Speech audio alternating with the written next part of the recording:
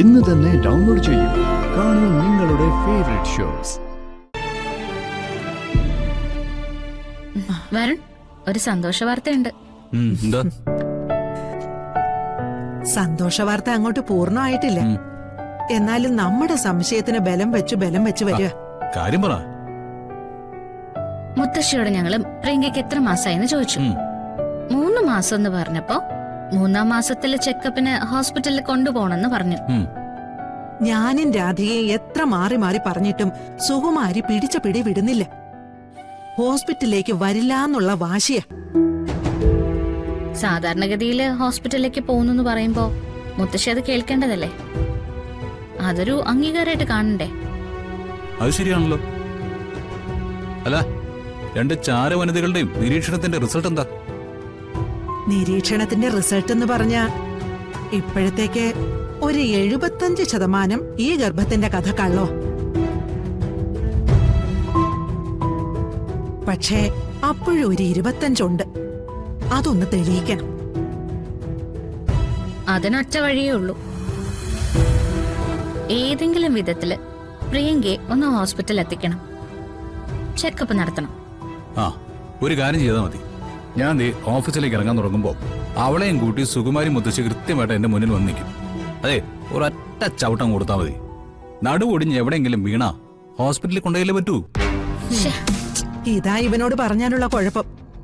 ആശുപത്രിയിൽ കൊണ്ടുപോകാനുള്ള വഴി പറഞ്ഞത് കേട്ടില്ലേ? എടാ, അങ്ങനൊരു ചവിട്ടാനാണെങ്കിൽ ഇത് ആർക്കാ പറ്റാത്തെ?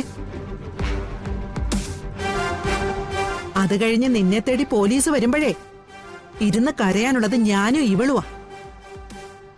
എന്റെ മുത്തശ്ശി, എനിക്ക് ഓഫീസിൽ സമയത്തിന് എത്താതെ പറ്റില്ല. നാളെ പുതിയ മാനേജറുടെ ഇന്റർവ്യൂ.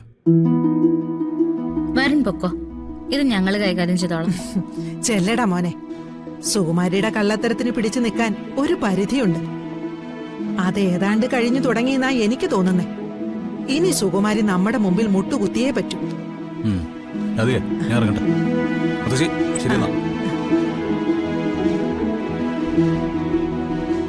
അല്ല മോളെ, തിരുമേനെ യശോദയും വിളിച്ചു വരുത്തി അവര് പ്രിയങ്കയെ ഹോസ്പിറ്റലിലേക്ക് കൊണ്ടുപോയിക്കോളാമെന്ന് പറഞ്ഞ നിന്റെ മുത്തശ്ശിക്ക് എതിർക്കാൻ പറ്റുമോ? മുത്തശ്ശിക്ക് അങ്ങനെ ആരുടെ മുൻപിൽ നിൽക്കുന്നുണ്ടോ? അവരങ്ങ് കലിതുള്ളൂ. പിന്നെ അച്ഛനും അമ്മയും കരയുന്നത് ഞാൻ കാണണം. അത് ശരിയാ. ആ, എന്തായാലും നീ നിന്റെ കൃഷ്ണനൊരു വഴിപാട് കാശ് ഒഴിഞ്ഞു വെച്ചേക്ക്. എന്നിട്ട് നമ്മുടെ പരാതി ഒന്ന് അവിടെ കൊടുത്തു. ഫലം ഉണ്ടാവും. അതിപ്പോ തന്നെ അങ്ങ് ചെയ്യാം. എന്നാ മോളി ചെല്ലേ.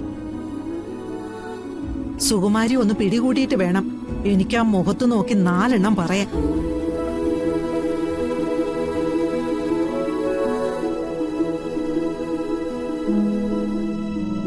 എടീ, കാര്യങ്ങളൊക്കെ അല്പാൽപ്പായിട്ട് കൈവിട്ടു പോന്നൊരു തോന്നല്.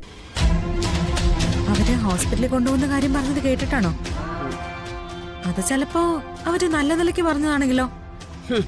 അങ്ങനെ വിശ്വസിക്കാനേ നിന്നോളം മണ്ടത്തരമൊന്നും എനിക്കില്ല. എടി, അവരങ്ങനെ പറഞ്ഞതല്ല. ഇപ്പൊ നമ്മുടെ മുമ്പിൽ നടന്നത് ഒരു തെളിവെടുപ്പാ. നിന്റെ വയറ്റിൽ കുഞ്ഞുണ്ടെന്ന് പറയുന്നതിൽ അവർക്കെന്തോ ഒരു സംശയം തട്ടിയിട്ടുണ്ട്. കുഴപ്പമാവോ മുത്തശ്ശി?